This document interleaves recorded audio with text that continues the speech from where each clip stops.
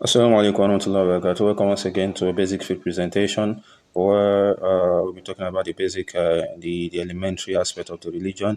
In this video, we're talking about Ghusl. We're talking about Ghusl, and Ghusl, like we already know, is the complete washing of the body, the legislated way in Islam, So the ghusl, there are so many things pertaining to ghusl. There are sometimes this ghusl is compulsory, sometimes it is necessary, and there also there are different ways of performing it actually. Then also this ghusl is one of the acts that we do to purify ourselves from impurities. So remember when we're talking about impurities, we talked about the physical and non-physical impurities. So we said the non-physical impurities are divided into two. We have the bigger one and the smaller one. So that is the major one and the minor one. So if a person has the bigger one, that is the major non-impurity, then it is usually purified with ghusl. If you remember when we were talking about impurities, we also mentioned it. So ghusl is what you use to purify yourself from non-physical impurities, the major one especially. And there are some cases also that a person performs ghusl that you are not actually purifying yourself from this non-physical impurity, but it is sunnah, it is prescribed, to to perform ghusl at those times as well. It is sunnah to perform ghusl at those times as well. So we'll be mentioning them very soon. So we are taking three things under ghusl. The first is when compulsory. We talk about when compulsory, and also we talk about when necessary, and lastly we talk about the method, that is the description, how do you perform ghusl. So we start with when compulsory. When compulsory, so it's compulsory first of all after ejaculation. That is the normal ejaculation of the person. After a person has ejaculated, it is compulsory to perform ghusl. You perform ghusl before you go ahead with your acts of worship like salah and similar acts of worship like tawaf and so on. So, but when we talk about performing ghusl before going for act of worship, it is not just any act of worship. For instance, it does not include fasting. A person does not perform ghusl to fast. You understand? It does not perform ghusl. That is not a requirement before a person initiates his fast. It's not a requirement before he begins his fast. So a person can begin his fasting before performing ghusl. If he has done something that requires ghusl compulsorily, so it is not compulsory for him to perform that ghusl before he begins his fasting, which means they are two different things. They can stand. They don't depend on each other. So that's the meaning. So a person can go ahead with his fasting without performing ghusl. So even though we talk about when necessary, the necessary times to perform ghusl. So that there are some times that even if it is not compulsory, it is good that you perform ghusl. So but I'm just trying to explain that these two things don't depend on each other. So when we say you are purifying yourself from the bigger impurity, that is the bigger non-physical impurity, before going for act of worship, what we are referring to, the act of worship we are referring to are, the salah and the tawaf. You understand, basically. So one of the things that make ghusl compulsory is first of all is ejaculation. Then secondly is intercourse. When the person has sexual intercourse, so ghusl also becomes compulsory on such person. Now, if you look at these first 2 points, you realize that these first two are very similar, although there are differences between them. Ejaculation and intercourse, they are very similar. So it means all this means is that it is possible to have ejaculation without intercourse, and at the same time possible to have intercourse without having ejaculation. So whichever one comes, so ghusl becomes compulsory before he goes ahead with his salah. And also, if a person does these two together, both the first and the second, so a person will also perform ghusl just once, and that suffices. I have to understand. So both of them, if they come, if either of them come alone, you perform ghusl, and if they come together, you also perform ghusl once, and that suffices. So after female monthly blood discharge, that is, the monthly blood discharge of a female. So after each cycle, a female is meant to purify herself with ghusl before she goes ahead with her prayer.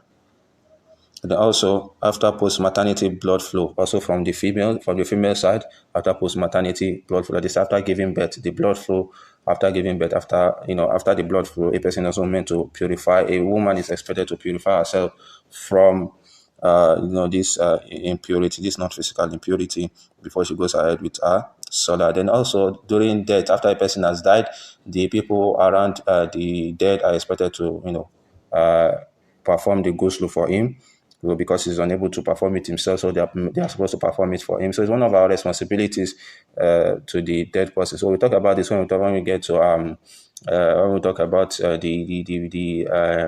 the funeral prayer and rites. That's under the second chapter under Salah. So we talk about the ghusl of the dead. So how do you perform ghusl for the dead? So what are the rulings regarding it? So death is also one of the things that make ghusl compulsory. Then also, Islam of a believer, when a person becomes a Muslim, so he's also expected to perform ghusl. He's also expected to perform ghusl. And this is just, all of these are just based on a single opinion. So when is ghusl necessary? That is, when is it sunnah?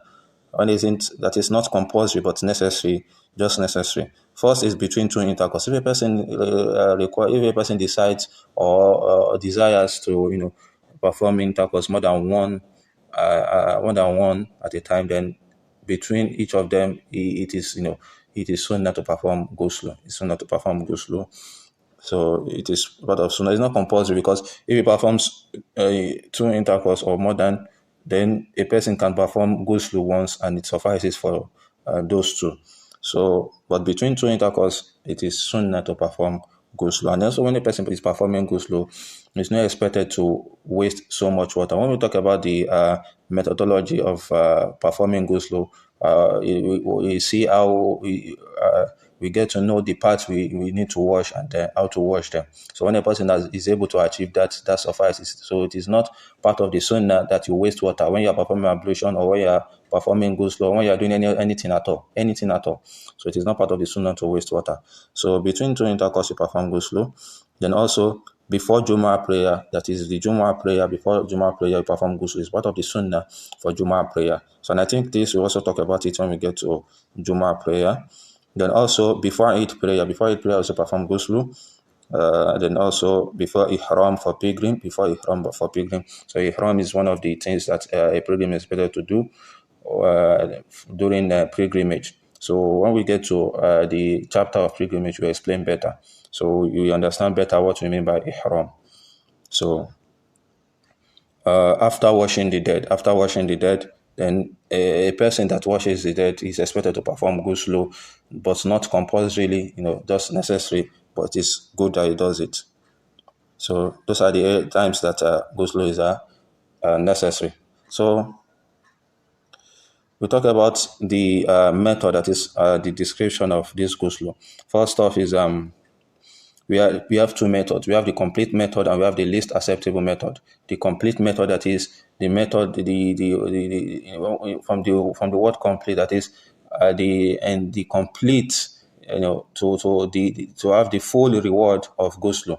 You understand? And also we have the least acceptable method, that is the least a person can do to get his to be considered as somebody that has performed ghusl. So we start with the complete method. First is to have intention. Of course, this is very basic. Everyone knows that. So everything you want to do, you need to have your intention. So intention, you must have your intention, and also you wash your hands. Then you wash the private parts. And then the underarm. You wash your private parts. You wash your underarm. From sweat and any other thing, any other impurity, or any other, how will I say it, whether any other odor and stuff like that. So, and also water ablution. You perform water ablution, the normal water ablution that we perform. So, and you can choose to wash your leg immediately or later, or you delay it. So, and also you wash the head 3 times. Then sorry, there's a mistake there. It should be 6. So the complete body washing. You wash the entire body.